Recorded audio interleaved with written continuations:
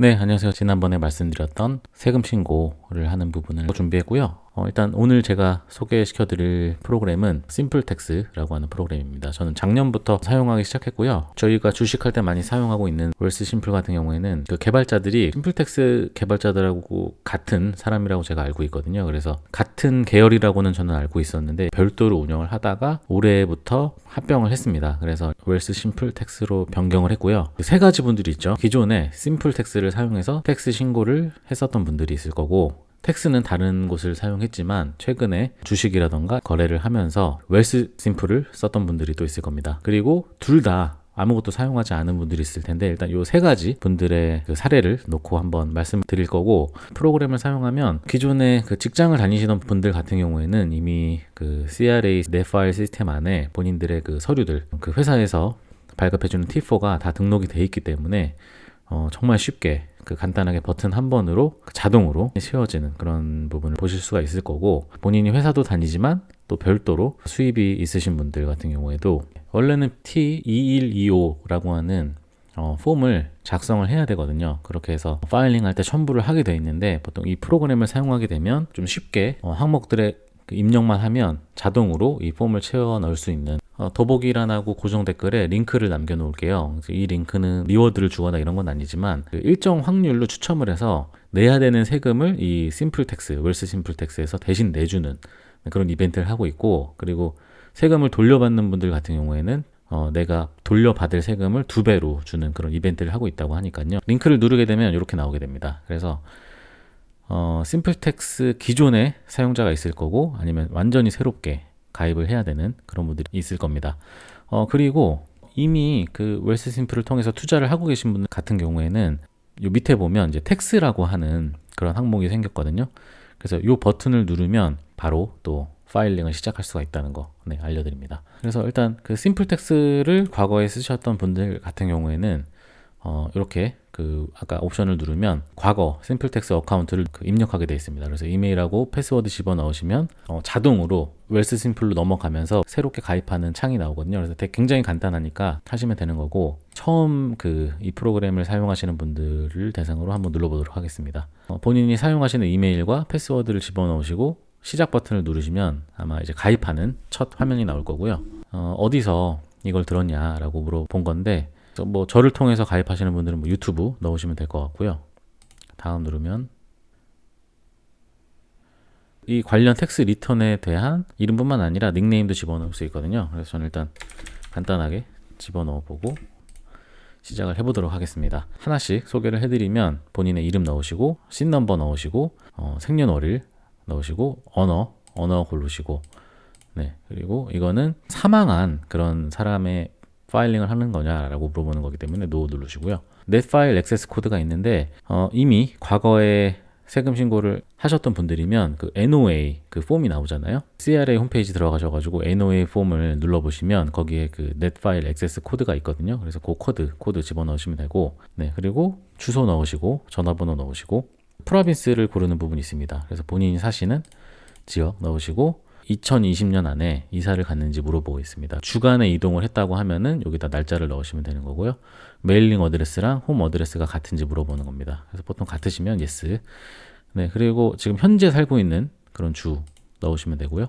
온타리오죠. 처음으로 이민을 했는지 이런 걸 물어보는 거거든요. 그래서 만약에 yes 한번 눌러보면 정확하게 신고를 할 건지 이런 걸 물어보는 부분이 있네요. 언제 들어왔는지 이런 거 물어보고 있고, 첫 해에는 캐네디언 인컴하고 외국에서의 소득을 이렇게 같이 넣게 되어 있는 것 같습니다. 가족들에 대해서 나오는 부분이 있거든요. 결혼하셨으면 메리드 넣으시고, 그 다음에 부부가 같이 이 한 어카운트로 신고를 할 수가 있습니다. 그래서 같이 신고를 할 거면 yes 누르시고 그 배우자 이름을 집어넣어야 됩니다. 혹시 결혼 상황이 바뀌었는지 물어보는 거고요. 본인의 부양 가족이 또 있는지 추가로 있는지, 그래서 요거 넣으시고 인포메이션을 다 넣으시면은 그 부분이 적용돼서 파일링이 되니까요. 그리고 이거는 이제 간단한 그런 질문들을 물어보는데, 캐나다 밖에 10만 불 이상의 부동산 프로퍼티가 있는지 물어보는 거거든요. 있는지 체크하시면 되는 거고, 그 최근에 살고 있던 집을 처분했는지 이런 부분 물어보는 겁니다. 내가 가지고 있던 주택을 팔았는지. 그리고 세 번째 항목은 이 파일링을 처음 하는 거냐 이런 거 물어보는 겁니다. 꼭 온라인이 아니고 다른 오프라인 방법을 통해서 신고를 했다면 신고를 한 거니까 노를 체크하시면 되는 거고요. 시티즌인지 영주권자시면 노, 시티즌이시면 예스 누르시면 되고, 인디안 법률을 적용받는지 대부분 아니죠 저희들은. 그래서 노 누르시면 되고, 그리고 혹시 감옥에 갔었는지 90일 이상 노 누르시고요.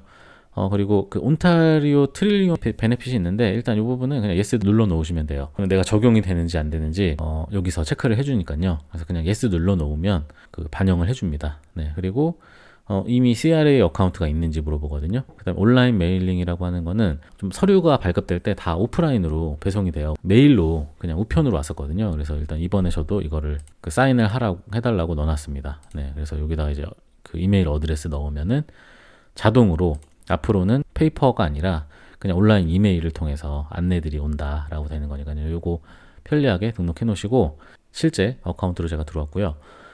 바로 오토필 마이 리턴이라는 게 있습니다. 그래서 요걸 누르시면 어그리 누르고 CRA 어카운트랑 연동이 되는 로그인을 하셔서 동의를 누르시면 자동으로 이미 CRA에 등록되어 있는 T4라던가 여러 가지 서류의 정보들이 자동으로 입력이 되니까요. 요거 오토필 옵션 꼭 활용하시면 좋겠고요. 무슨 장애가 있는지 그 부분을 물어보는 거고, 2020년 내내 같이 살았는지 이런 거 물어보는 거고요. 클라이밋 액션 이니셔티브라고 하는 게 이 위쪽에서 이 부분을 예스로 체크하면 내가 받게 될지 배우자가 받게 될지 이 부분을 체크하는 게 나오거든요. 그래서 파트너로 집어넣었고요. 온타리오 트릴리온 베네핏도 파트너로 일단 설정을 해놨고, 세이빙 어카운트에 있던 돈에서 작년에 75불 정도의 이자가 나왔거든요. 그래서 이게 T5가 도착을 했습니다. 그래서 이제 이 부분 발급한 기관의 이름을 집어넣으시고, 쉐어 계좌예요. 50% 넣고 쉐어를 하면은 이 세금이 분할이 돼서 부과가 됩니다. RRSP 웰스 심플의 계좌를 만들면서 100불을 입금했거든요. 그래서 100불 요거 집어넣었고요.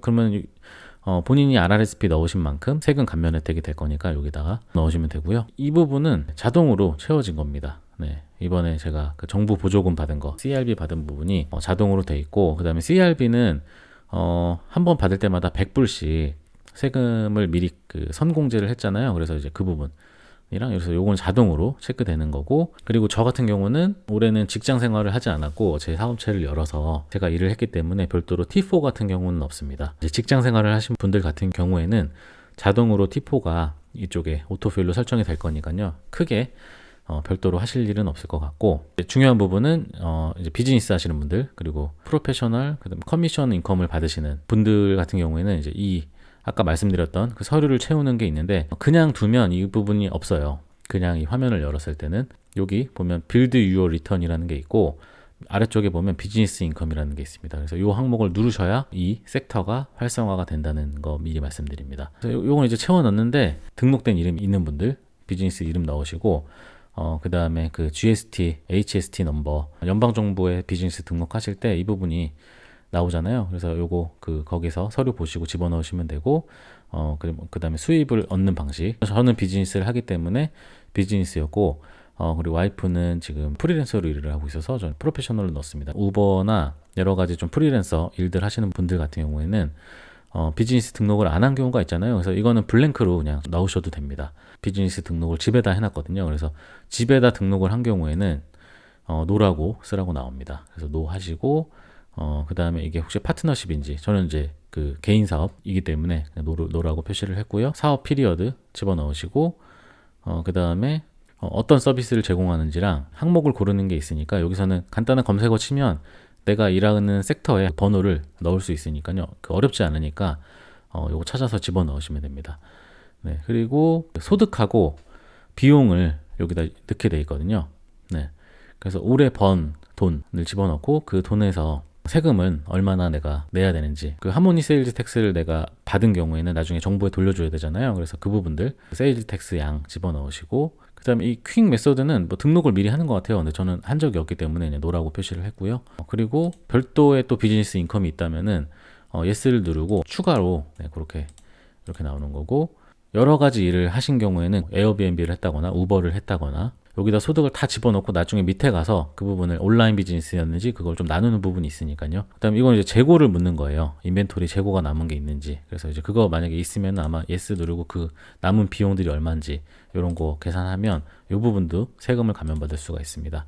그 다음에 그 비용 처리 부분이 있는데 굉장히 다양하게 나옵니다. 일을 하면서 밥을 먹거나 뭔가 그 직원들끼리 놀이를 했다 이런 부분도 비용 청구할 수 있게 돼 있고, 광고했던 부분 여기다 넣을 수 있게 돼 있고요. 네, 그 다음에 그 빚 이 부분도 집어넣을 수 있고, 보험비 낸 거, 이자 네, 집어넣을 수가 있고요. 그 세금이라던가 요금을 낸 거, 아니면은 뭐 그 라이센스 비용, 아니면 멤버십비, 뭐 사업을 하면서 필요했던 정보를 구독했던 부분, 온라인 몰을 만들면서 구독 서비스를 쓰고 있기 때문에 그 부분을 집어넣은 거고요. 사무실을 쓰면서 뭐 썼던 비용들, 그래서 이 섹터는 영수증들을 다 보관하고 있는 네, 그런 비용을 집어넣으셔야 됩니다. 한 번 의심을 받게 되면 계속 불편한 일을 겪게 되거든요. 그래서 꼭 이 부분은 정확하게 지키시면 좋을 것 같습니다. 그래서 저는 이제 용품 샀던 거 이런 거 영수증 다 찾아가지고 그만큼 비용을 집어넣었고요. 네, 그 다음에 나머지 뭐 굉장히 많은 항목들이 있거든요. 그래서 이거 다 쓰신 분들 집어넣으시면 되는 거고, 유틸리티는 홈 비즈니스를 하셨던 분들 같은 경우에는 여기다가 집어넣는 게 아니라 밑에 어느 정도 비용을 썼는지 홈 그 항목이 있으니까요, 넣으실 필요는 없습니다. 네, 그 안내가 다 돼 있거든요.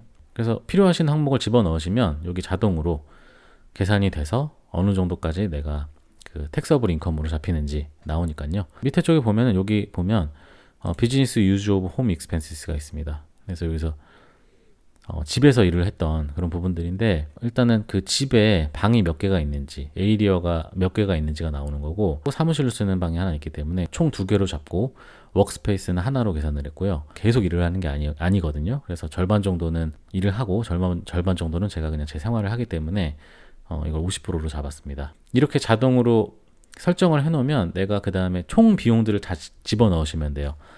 렌트를 하면서 보험비를 냈던 걸 그냥 1년치 총 금액을 집어넣으시면 되고, 전기세도 총 금액 집어넣으시고, 그 다음에 렌트 비용도 총 금액을 집어넣으시면 여기서 자동으로 계산이 돼서 이 비율대로, 저 같은 경우에는 25% 정도가 계산이 될 것 같아요. 네, 그래서 이렇게 총 비용은 2만 불인데 제가 세금 감면을 받을 수 있는 금액은 5천 불 좀 넘는 이런 정도로 제가 감면을 받았습니다.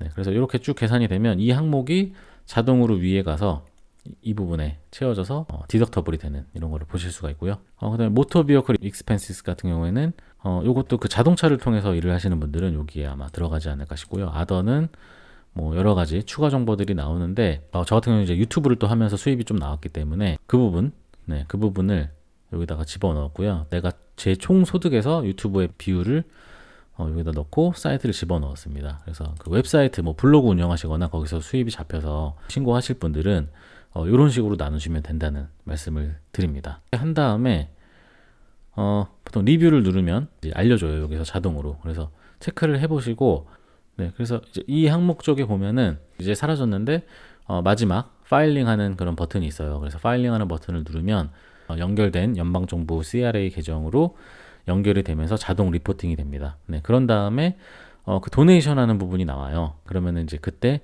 자발적으로 신고를 하시면 되는 거고,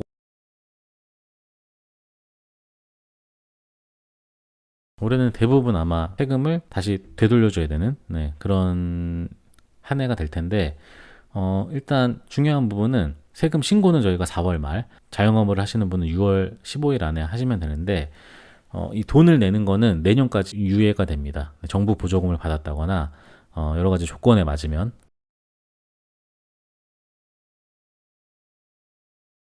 내년 4월 30일까지 천천히 갚으시면 된다는 부분. 어렵지 않으니까 세금 신고 한번 잘 해보시고 천천히 비용 아끼시면서 좀 신고를 하셨으면 하는 마음에 오늘의 컨텐츠를 좀 길게 준비했습니다. 감사합니다.